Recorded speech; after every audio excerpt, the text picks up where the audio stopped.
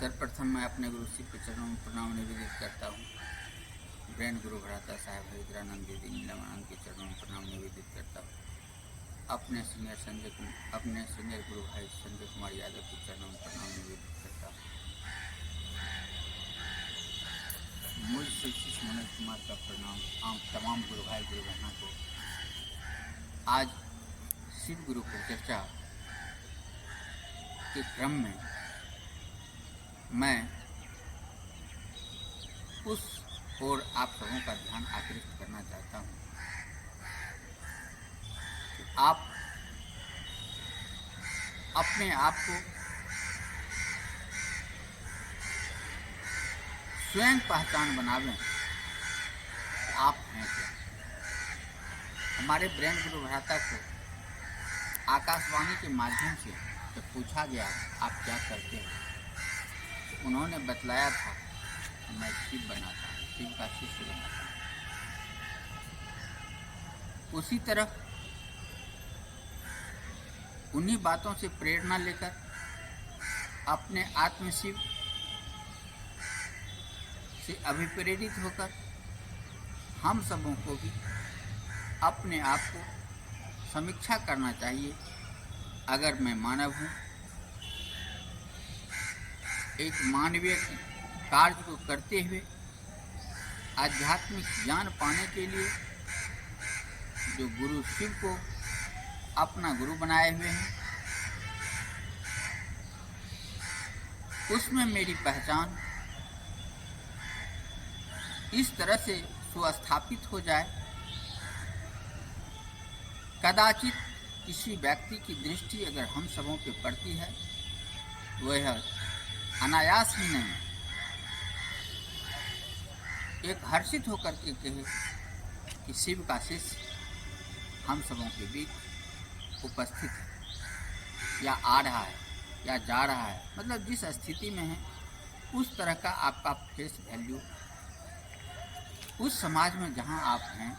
सुस्थापित हो जाए। यह ऐसा तब संभव होता है जब वह व्यक्ति जो शिव को गुरु माना है, गुरु के जैसा सब गुण उस शिष्य में उतर जाता है। जिस तरफ हमारे गुरु शिव जो साकार अंश में विविध तस्वीर के माध्यम से जानते हैं कि विविध रूपों में विविध कृत्य को करते हुए दिखलाया गया है, उससे शिव भक्त अलग अलग व्याख्या करते हुए अपने आप को समर्थवान, शक्तिशाली, महाकाल कह करके भी पुकारते हैं और शिव से प्रेम कर करके अपने आप में शिव में मग्न होकर के शिव जैसा आचरण प्रदर्शित करते हैं। लेकिन हम लोग शिव शिष्य हैं, तो शिव शिष्य के समान आचरण होना चाहिए। यानी हम सबों के बीच जो आत्म शिव है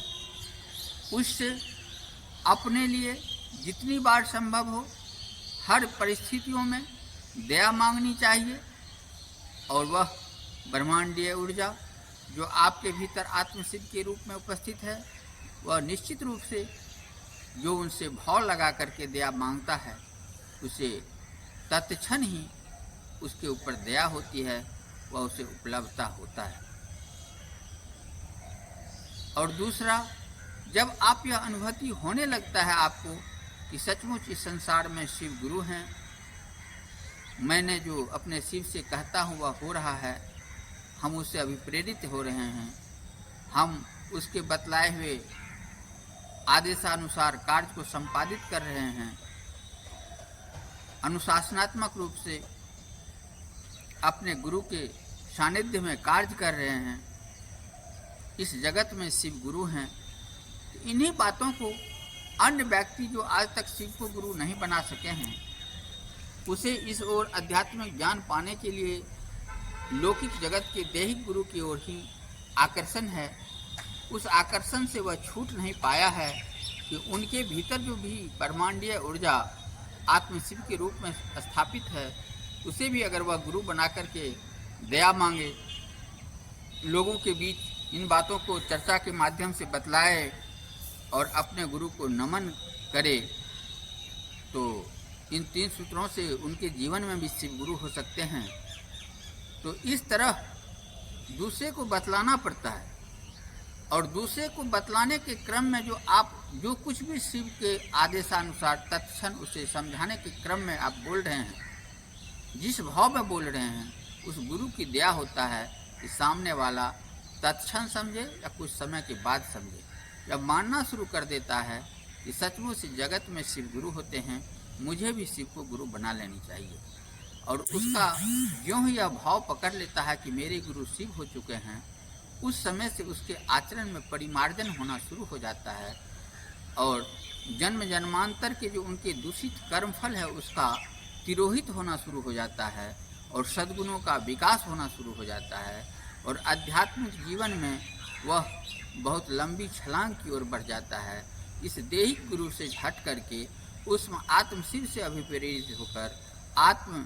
शिव को गुरु बनाने के क्रम में जो उन्हें लाभ मिल रहा है, इस फलाफल को बतलाते हुए एक समाज में सुस्थापित फेस वैल्यू को प्राप्त करता है। वह फेस वैल्यू उसे समाज में अब इस तरह के कार्य करने के निषेधात्मक कार्यों से रोकता है कि आप ऐसे किसी भी दूषित आचरण को न करें जो एक शिव शिष्यों के लिए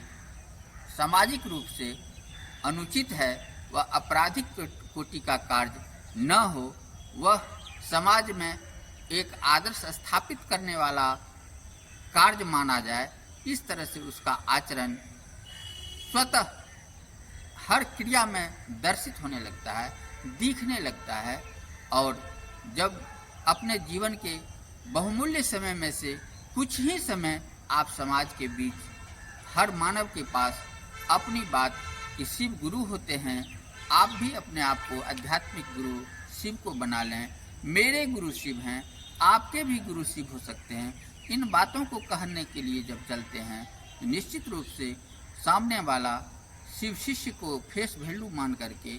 अपने आप को कुछ क्षण के लिए ही सही सोचने को मजबूर होता है कि लौकिक गुरु और शिव गुरु में क्या अंतर है। इस अंतर को समझने के लिए फिर उस व्यक्ति के पास पहुंचता है, और आप अपने गुरु के आदेशानुसार जो कार्य आपको तभी बतलाया जा रहा है कि इस तरह से आप उसे समझाएं, आप उसी रूप में, चाहे वह भजन के रूप में हो, कथा के रूप में हो, कहानी के रूप में हो, चर्चा के रूप में हो, या किसी उदाहरण के रूप में हो, आप समझाते हैं, वह व्यक्ति शिव को गुरु मानना स्वीकार कर देता है। और इस तरह के कार्य जब करते हैं, वह गुरु हर्षित होता है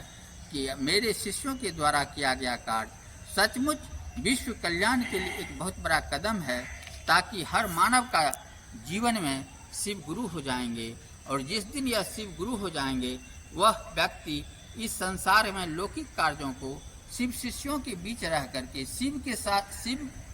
शिव के अंश के साथ रह करके शिव शिष्यों का कार्य करते हुए बहुत सारे लोगों का मानव कल्याण के रूप में कार्य दिशा दिया है और सहयोग किया है, और शिव शिष्यों का कार्य करते हुए जगत कल्याण में बहुत बड़ा योगदान किया है। अंतिम क्षण में जब अवस्था आएगी, जब शिव गुरु की दया से आप इस संसार को छोड़ेंगे, तो वह एक गाथा के ही रूप में नहीं, लोगों के बीच शिव शिष्यों के फेस वैल्यू के आधार पर आपका सम्मान किया जाएगा, और संसारिक विदाई भी उसी रूप में एक शिव शिष्यों के रूप में होता है। इस तरह यह चर्चा का कार्यक्रम तो करना ही चाहिए। और तीसरा जो है नमन करना, प्रायः हम लोग संबोधन में अपने बीच जिसके बीच हम रह रहे हैं उस तरह से भाव लेकर के संबोधन करते हैं। जब हमारे गुरु शिव हैं, यह होना चाहिए कि आप कम से कम अपने जीवन में, आप हिंदी भाषी क्षेत्र के लोग नमः शिवाय से प्रणाम निवेदित करते हैं, अन्य भाषा के लोग भी अपने गुरु शिव को अपनी भाषाओं में कम से कम 108 बार प्रणाम अवश्य निवेदित करें, ताकि गुरु शिष्य की परंपरा, गुरु शिष्य का भाव आप में विकसित होते रहे, जागृत रहे, और आप सदैव कार्य करते रहें। उस गुरु के सानिध्य में बैठ करके, गुरु के समीप पहुंच करके, गुरु के साथ संबंध स्थापित करके हर कार्य निष्पादित कर सकें। इस तरह का भाव लेकर के अपने फेस वैल्यू को हमेशा याद रखना है कि मेरा इस संसार में फेस वैल्यू क्या है। जिस गुरु भाई गुरु बहना ने अपने आप को फेस वैल्यू की महत्व को समझ लिया, उनका सचमुच में गुरु शिव एक न एक दिन जरूर हो जाएगा। क्योंकि इससे यह जीवन में यह बात हमेशा भाव बैठा हुआ है कि मैं शिव का शिष्य हूँ। अगर यह भाव बैठा हुआ है तो उस रूप से आचरण होगा और वह सचमुच में एक न एक दिन शिव का शिष्य या शिष्या हो जाएगा। इन्हीं विश्वास के साथ मैं इस चर्चा को विराम देता हूँ। सारी चर्चाएँ अंतरिक्ष साम्राज्य में संप्रेषित कर रहा हूँ। जय महादेव। शिव शिष्य मनोज कुमार।